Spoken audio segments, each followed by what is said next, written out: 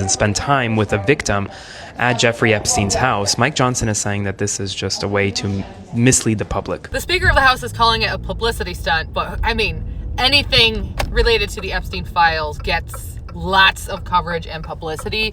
So you can't say it's a stunt if it's directly released from the government. I'm not a Trump voter, but there are some cracks in this that reinforce a few things, and here's my opinion. The biggest weakness with these emails is that, number one, they were sent about 15 years ago in 2011. If the president were implicated in any of those crimes, he would have been arrested between now and then. That's plenty of time. Number two, who's victim? It specifies a victim. As far as we know, on paper, the only person with victims had been Epstein, and that's why he was sent to prison. So was Epstein discussing one of his victims? One of Epstein's victims? Was it one of Epstein's victims? This dog hasn't barked. So was the victim the one who didn't bark? And then he's saying, oh, well, she spent so much time with Trump, she didn't bark to him. It's up for perception.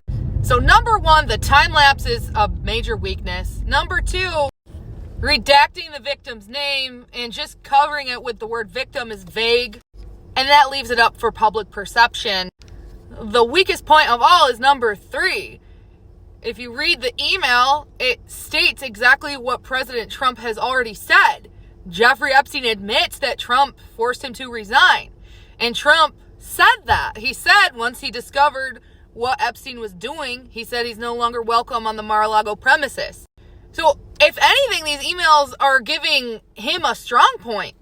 And I know there's a lot of hatred toward the president right now, but you have to think critically and imagine these emails in court.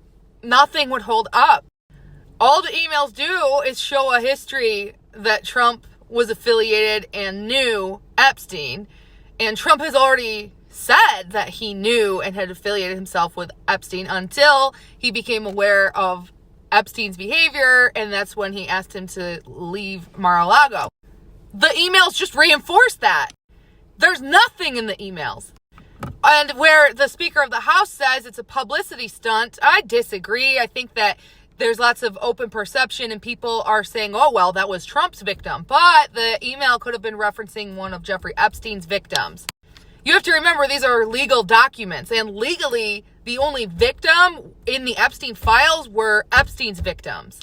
You can take anything out of context with a vague email like that.